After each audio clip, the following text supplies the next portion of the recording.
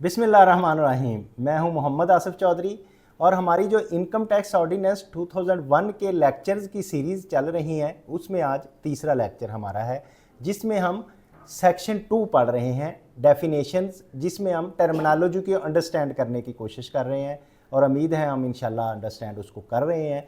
तो आज जो हमारा सब सेक्शन 3 है सेक्शन 2 का, जिसमें है अप्रूव्ड ग्रेजुएटी फंड। अच्छा, ये अप्रूव्ड से मुझे अब आया याद, ये क्योंकि अल्फ़ाबेटिकली डेफिनेशंस होती हैं तो आगे सारी चीज़ें अप्रूव्ड ही चलेंगी। वो 5-6 डेफिनेशंस ऐसी हैं जिनके साथ अप्रूव्ड लगेगा। तो बेसिकली मैं अप्रूव्ड की अच्छी तरह वो कंसेप्ट आपको समझा देता हूँ कि वो क्या है, जिसमें तो फिर वो हमें एक को अच्छी तरह समझ लेंगे तो बाकियों को समझना हो।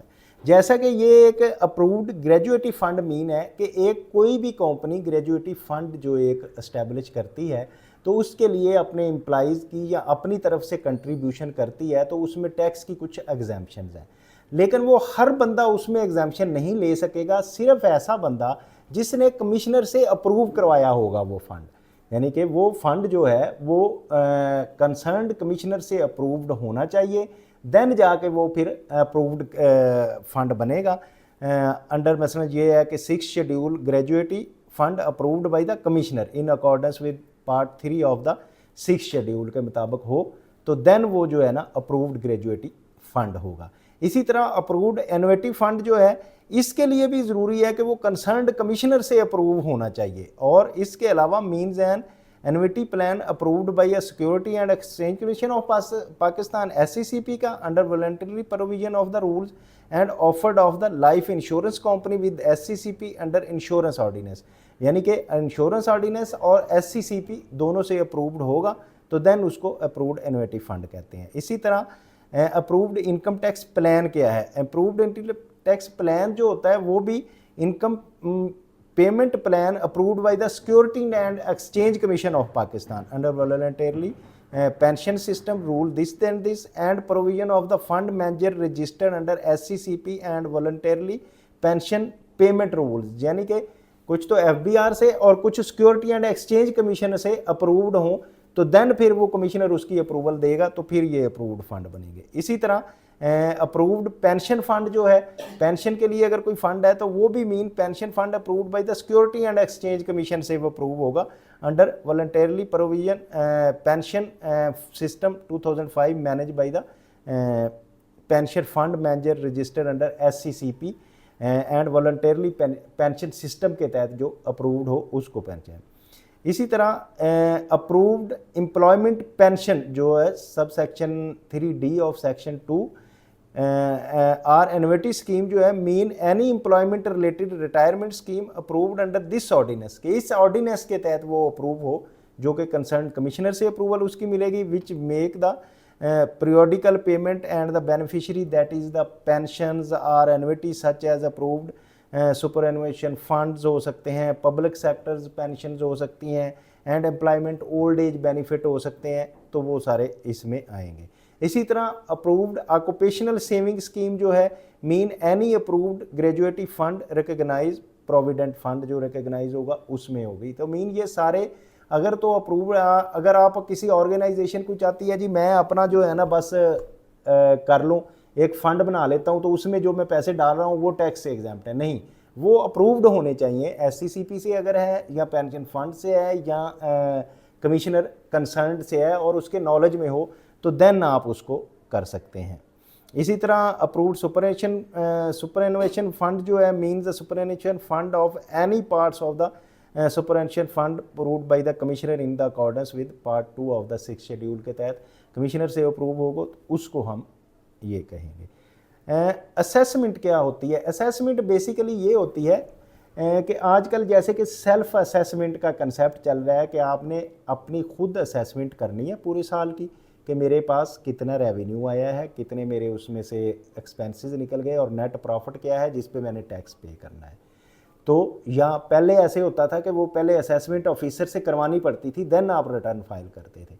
अब ये होता है कि असेसमेंट सेल्फ असेसमेंट है, आप खुद करते हैं तो बाद में जब उसका ऑडिट के लिए या असेसमेंट के लिए सिलेक्शन होती है तो वो फिर ऑफिसर करता है। प्रोविजनल असेसमेंट भी इसको कह सकते हैं, रीअसेसमेंट कह सकते हैं, अमेंडेड असेसमेंट के जब ऑफिसर ने की और उसने देखा कि इसमें कुछ डिस्क्रिपेंसीज हैं और उसके बाद उसको अमेंड कर दिया। And congruent expression shall be constructed accordingly उसके होता है। असेसमेंट ईयर्स क्या होता है? Assessment year most of the companies का तो जो बेसिकली असेसमेंट ईयर है वो रिपील्ड ऑर्डिनेंस में ये इसके बारे में बताया गया है। ज़्यादातर का होता है 1 जुलाई टू 30 जून, लेकिन बहुत सारी कंपनीज हैं, ऑर्गेनाइजेशंस हैं जिनका असेसमेंट हुआ है 1 जनवरी टू 31 दिसंबर। तो वो ऑर्डिनेंस जो बताएगा किसी के बारे में वो उसका असेसमेंट ईयर होता है। एसेट मैनेजमेंट कंपनी क्या होती है? Means asset management company as defined in the non banking finance companies and notified entity regulation 2007 के तहत जो रजिस्टर्ड हो, नॉन बैंकिंग फाइनेंस कंपनी हो, जो एसेट्स को मोस्टली मैनेज करते हैं इसके कंपनी के, उसको कहते हैं एसेट मैनेजमेंट कंपनी। और एसेट मूव क्या होता है? एसेट मूव बेसिकली होता है means the transfer of an offshore asset to an unspecified jurisdiction, यानी कि जो ऑफशोर एसेट होता है उसको किसी अनस्पेसिफाइड जुरिस्डिक्शन में रख दिया जाता है by or on behalf the person who own it, उसके बिहाफ पे जो पर्सन उसका मालक होता है, own is possession control and is the beneficial owner serve as offshore assets for the purpose of tax evasion. Mostly ये जो offshore assets रखे जाते हैं ये टैक्स अविजन के मकसद के लिए रखे जाते हैं कि शो नहीं किए, बेनामी किसी और के नाम पे या किसी और जगह पे रख दिए जाते हैं, तो इसको कहते हैं हम। अब association of persons mean association of person as define under section 80 mean 2 या 2 से ज़्यादा लोग जिनके आपस में रिलेशन हो, कारोबार इकट्ठा हो, कारोबार के हवाले से रिलेशन हो या इस तरह से हो, तो वो हमने पहले भी पढ़ा है। सेल टैक्स में भी एसोसिएशन ऑफ पर्सन, और इसी तरह बैंकिंग कंपनी भी ऐसी कंपनी जो बैंक का काम कर रही हो और विच transfer the business of banking कर रही हो, और वो बैंकिंग कंपनीज ऑर्डिनेंस 1962 के तहत रजिस्टर्ड हो, उसको हम बैंकिंग कंपनी कहते हैं। Beneficial owner or mean a natural person कौन सा होता है? कि ऐसा बेनिफिशियल ओनर होता है कि जिस चीज़ का बेनिफिट जिस बंदे को जा रहा होता है वो बेनिफिशियल ओनर होता है। Ultimate own or control a company or association of person whether directly or indirectly through at least 25% of the share or the voting right, के 25% उसके पास शेयर है बेनिफिशियल ओनर के पास, वो चाहे तो आप कंट्रोल कर रहा हो चाहे उसकी मैनेजमेंट कंट्रोल कर रही हो। शेयर होल्डर जो है 25% से प्लस के शेयर होंगे तो उसको हम बेनिफिशियल ओनर कहते हैं। या फिर exercise ultimate effective control through the direct और इनडायरेक्ट मीन्स, यानी कि डायरेक्ट मीन से हो कंट्रोल या इनडायरेक्ट मीन से हो ओवर द कंपनी और association of person including a control over the finance और डिसीजन और other affairs of the company और एसोसिएशन ऑफ पर्सन। या कि ये भी हो सकता है कि टोटल अफेयर्स पे उसका हो या फिर डिसीजन मेकिंग करता हो, बाकी सारा कुछ मैनेजमेंट कहती है, तो उसको हम कहते हैं बेनिफिशियल ओनर। जैसे कि शेयर होल्डर्स होते हैं और जिसके पास 25% से ज़्यादा जिस कंपनी के शेयर जो होंगे तो वो उसका बेनिफिशियल ओनर होगा। इसी तरह बोर्ड का, जैसे मैंने आपको बताया कि फेडरल बोर्ड ऑफ रेवेन्यू है इस इधर इस लॉ के ऑर्डिनेंस के मुताबिक mean the central board of revenue जो कि इस्टेब्लिश हुआ था central board of revenue act 1924 के तहत, लेकिन बाद में जो है ये 94 में सेंट्रल बोर्ड ऑफ रेवेन्यू था, उसके बाद इसकी commencement of federal board of revenue act 2007 आया, तो उसके तहत उसका नाम फिर फेडरल बोर्ड ऑफ रेवेन्यू रख दिया गया एंड एस्टेब्लिश अंडर सेक्शन 3, जो सेक्शन 3 के तहत होता है, एंड इंक्लूड्स द मेंबर, जिसमें उसके मेंबर्स भी शामिल हैं federal board of revenue to home power of the board has been delegated under section 8 of the federal board of revenue act 2007 के तहत जो है इसकी पावर दी गई है FBR के एक्ट 2007 के तहत 8 के तहत सेक्शन 8 के तहत, तो ये इसको federal board of revenue mean federal board of revenue. Bonus share include the bonus unit in bonus trust mean ऐसे होते हैं कि बाज़ बात कंपनी जो अपने शेयर होल्डर्स को डिविडेंड देने की बजाय बोनस शेयर दे देती है, तो वो ऐसा शेयर्स जो कंपनी ने दिए उसको बोनस कहते हैं।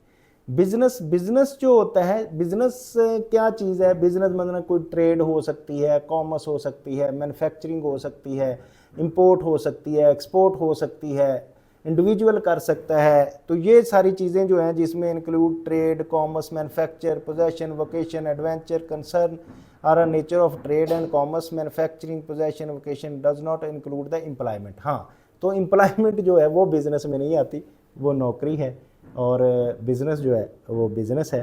तो बिज़नेस बैंक अकाउंट जो होता है बेसिकली ऐसा बैंक अकाउंट जो बिज़नेस नेम के ऊपर होता है और जो बिज़नेस के नाम पे रजिस्टर्ड होता है, उसको बैंक अकाउंट जो टैक्स पेयर यूटिलाइज करता है उसको, और वो कमिश्नर के पास कमिश्नर के नॉलेज में होता है। जो रजिस्ट्रेशन का सेक्शन है 181, उसके ज़रिए जो है वो कमिश्नर के इंफॉर्मेशन में होता है। उसको मॉडिफाई भी किया जा सकता है, अगर चेंज करना हो, ना भी हो तो वो कमिश्नर के नॉलेज में होगा। तो इसको कहते हैं हम business bank account. Capital assets mean a capital asset as defined under section 37। ऐसा हो एसेट्स होता है जो एक्सपायर नहीं होता विद इन अ ईयर, वो उसको हम कैपिटल एसेट कहते हैं। तो सेक्शन 37 इसको डिफाइंड करता है। तो थैंक यू वेरी मच आज के लिए। तो उम्मीद है कि आप समझ गए होंगे। अगर कोई प्रॉब्लम आ रही है तो मुझे बताएं, मैं उसको कमेंट बॉक्स में कमेंट करें, मैं उसका रिप्लाई करूंगा। और इसको लाइक करें, शेयर करें, सब्सक्राइब करें। Thank you very much.